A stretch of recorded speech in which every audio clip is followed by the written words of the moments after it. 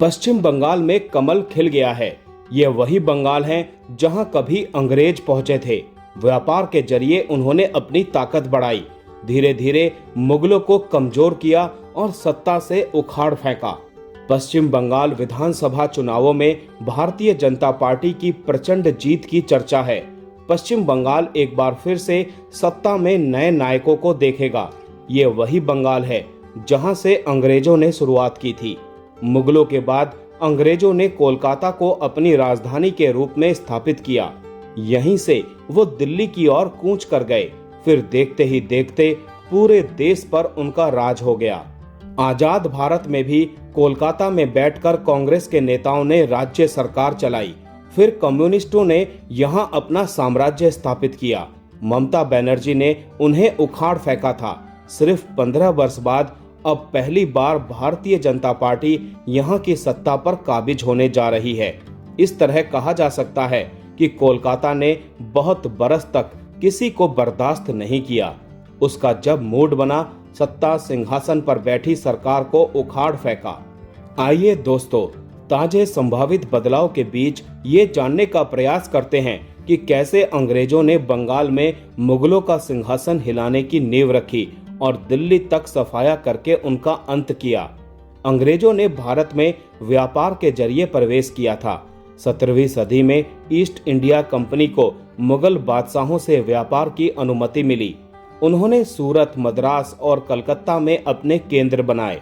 शुरू में उनका उद्देश्य केवल व्यापार था। वो भारतीय वस्त्र और मसाले लेते थे, बदले में यूरोप का सामान लाते थे। उस समय मुगल साम्राज्य मजबूत था, इसीलिए अंग्रेज राजनीति से दूर रहे। 17वीं सदी में ईस्ट इंडिया कंपनी को मुगल बादशाहों से व्यापार की अनुमति मिली थी। 18वीं सदी में मुगल शक्ति कमजोर होने लगी। औरंगजेब की मृत्यु के बाद केंद्रीय नियंत्रण ढीला पड़ गया। प्रांतों के नवाब और सूबेदार स्वतंत्र होने लगे।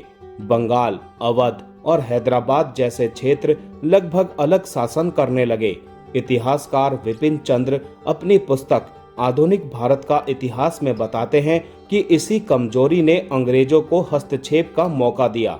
बंगाल उस समय भारत का सबसे समृद्ध प्रदेश था। यहाँ कृषि और उद्योग दोनों विकसित थे। कपड़ा उद्योग बहुत प्रसिद्ध था। अंग्रेजों को यहाँ की संपन्नता आकर्षित करती थी। वो व्यापार से आगे बढ़कर सत्ता पर नियंत्रण चाहते थे। इसी कारण उन्होंने बंगाल की राजनीति में दखल देना शुरू किया। साल 1757 की प्लासी की लड़ाई एक महत्वपूर्ण मोड़ थी। बंगाल के नवाब सिराजुद्दौला ने अंग्रेजों का विरोध किया, लेकिन अंग्रेजों ने चालाकी से उनके सेनापति मीर जाफर को अपने पक्ष में कर लिया। रॉबर्ट क्लाइव के नेतृत्व में अंग्रेजों ने नवाब को हरा दिया। यह जीत युद्ध से ज्यादा विश्वासघात का परिणाम थी। इतिहासकार R.C. मजूमदार इसे निर्णायक घटना मानते हैं। साल 1764 में बक्सर की लड़ाई हुई। इसमें अंग्रेजों ने मुगल बादशाह शाह आलम द्वितीय, अवध के नवाब और मीर कासिम को हराया। यह जीत बहुत महत्वपूर्ण थी। इसके बाद अंग्रेजों को बंगाल, बिहार और उड़ीसा की दीवानी मिल गई, यानी राजस्व वसूली का अधिकार उनके पास आ गया। इससे उनकी आर्थिक स्थिति मजबूत हो गई। दीवानी मिलने के बाद अंग्रेज केवल व्यापारी नहीं रहे, वो शासक बन गए। उन्होंने प्रशासन और सेना पर अपना नियंत्रण स्थापित किया। अपनी शक्ति को बढ़ाने के लिए उन्होंने भारतीय शासकों के बीच संघर्ष का लाभ उठाया। सुमित सरकार अपनी पुस्तक मॉडर्न इंडिया में बताते हैं कि अंग्रेजों ने फूट डालो और राज करो की नीति अपनाई। अंग्रेजों ने दक्षिण भारत में मैसूर के खिलाफ युद्ध किए। टीपू सुल्तान ने उनका विरोध किया, लेकिन 1799 में वो हार गए। इसके बाद दक्षिण भारत पर अंग्रेजों का नियंत्रण बढ़ा। मराठों के साथ भी कई युद्ध हुए। साल 1818 तक मराठा शक्ति कमजोर हो गई। इससे अंग्रेजों का प्रभाव पूरे भारत में फैल गया। 19वीं सदी में लॉर्ड डलहौजी ने लैप्स का सिद्धांत लागू किया। जिन राज्यों का कोई उत्तराधिकारी नहीं होता, उन्हें अंग्रेज अपने अधीन कर लेते। सतारा, झांसी और नागपुर जैसे राज्य इसी तरह कब्जे में लिए गए। इससे भारतीय शासकों में असंतोष बढ़ा। साल 1857 में बड़ा विद्रोह हुआ। इसे प्रथम स्वतंत्रता संग्राम कहा जाता है। सैनिकों, किसानों और कई शासकों ने अंग्रेजों के खिलाफ संघर्ष किया।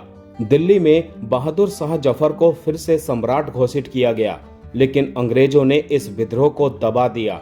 इतिहासकार विपिन चंद्र के अनुसार यह विद्रोह असफल जरूर रहा, लेकिन इसका प्रभाव गहरा था। साल 1857 के बाद अंग्रेजों ने सत्ता पूरी तरह अपने हाथों में ले ली। 1858 में कंपनी का शासन समाप्त हुआ। भारत सीधे ब्रिटिश क्राउन के अधीन आ गया। अंतिम मुगल बादशाह बहादुर शाह जफर को गिरफ्तार कर रंगून भेज दिया गया। उनके साथ ही मुगल साम्राज्य का अंत हो गया। अंग्रेजों ने रातों रात कामयाबी नहीं पाई। उन्होंने भारत में धीरे धीरे अपनी शक्ति बढ़ाई, व्यापार से शुरुआत की और सत्ता तक पहुंच गए। बंगाल उनकी ताकत का पहला केंद्र बना। पलासी और बक्सर की लड़ाई ने उन्हें और मजबूत किया। इसके बाद उन्होंने पूरे भारत में विस्तार किया और अंत में दिल्ली तक पहुंचकर मुगल सत्ता का अंत कर दिया। इतिहासकारों के अनुसार अंग्रेजों की सफलता के पीछे उनकी रणनीति और भारतीय शासकों की कमजोरी दोनों ही जिम्मेदार थी।